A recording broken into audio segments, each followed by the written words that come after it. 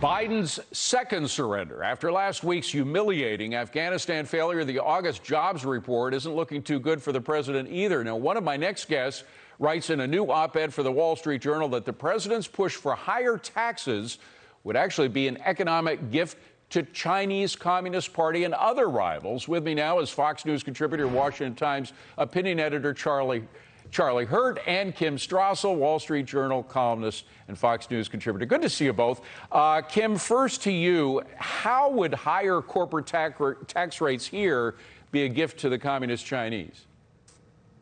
Yeah, well, you wouldn't know it listening to Democrats who always describe that 2017 tax reform as a gift to the rich.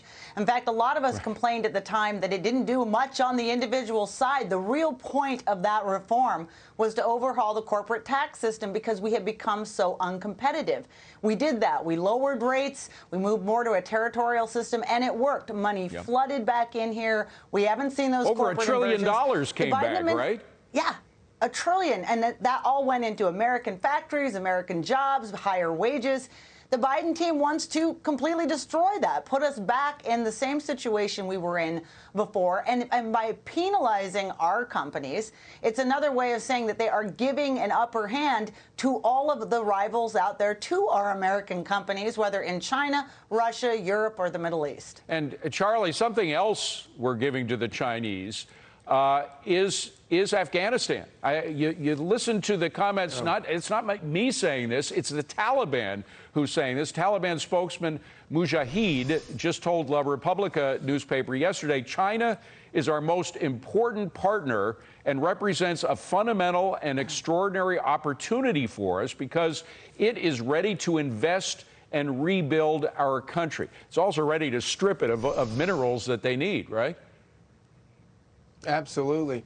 No, it's absolutely, regardless of what you think about pulling out of Afghanistan and what you think about the effectiveness of being in Afghanistan in the first place, the way President Biden has handled this over the last several weeks has been an unmitigated disaster. And one of the main reasons for that is exactly what you're talking about here, is because the vacuum created by the United States, by this disastrous withdrawal, opens a place like Afghanistan, a known terrorist hotbed where they can launch very bad things that hurt other countries very badly. It chases them into the arms of the Chinese. The Chinese are delighted to fill that void. But what's really scary here is we're sort of in the same situation as we are with the Americans and other allies who are still stranded in Afghanistan.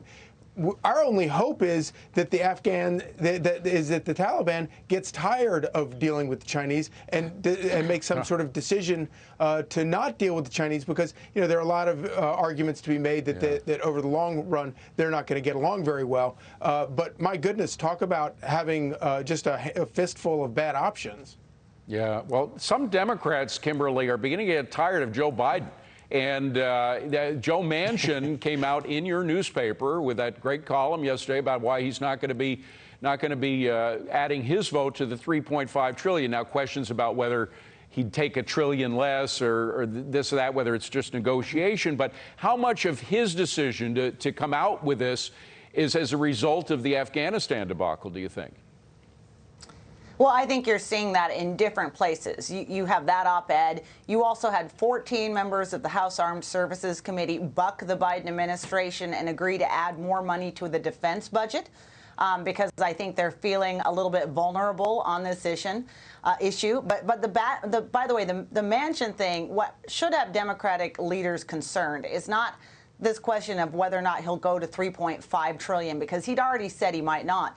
It's the fact that he said we need to pause. Yes, and in fact, to wait to see whether or not inflation is transitory or not. That's not something you work out in a couple of weeks, David. Like, that suggests he's looking for a pause of months. And that completely would derail Nancy Pelosi's plan of twinning infrastructure and reconciliation and jamming it through quickly in September. Right. Not to mention the stuff about the filibuster and whether they're going to pack the Supreme Court and a whole lot of other issues that the radicals want to get down on. But and it leads me, Charlie, to ask about what happens to the squad. I mean, so far, clearly, they have had the ear, if not the pen hand of President Biden in terms of guiding him very far to the left in this presidency, which is only a half a year over.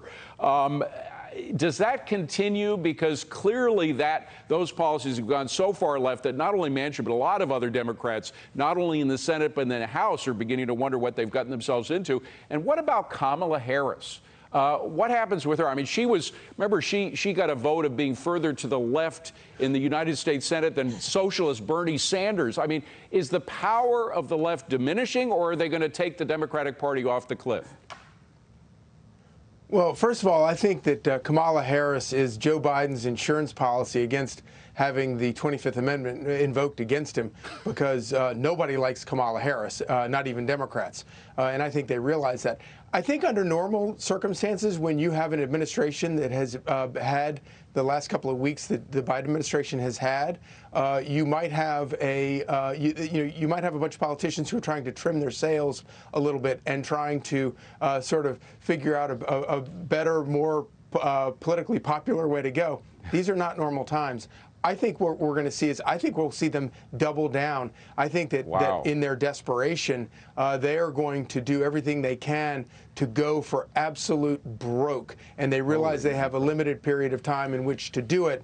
And my hope is that Republicans learn some lessons from Donald Trump about running campaigns, celebrating work, celebrating workers, celebrating industry, and as Kim says, celebrating companies that make goods here in the United States and make profits. Well, let's be open about it. Celebrating America. That's a winner. We don't have to be ashamed of wanting to celebrate America. You know, thank God Americans are beginning to stand up and say such things. So it's amazing if they continue to go farther to the left. I don't know how much farther they can go in that direction. Charlie, Kim, what a wonderful panel. Thank you both very much. Great to see you. Hey, Sean Hannity here. Hey, click here to subscribe to Fox News YouTube page and catch our hottest interviews and most compelling analysis. You will not get it anywhere else.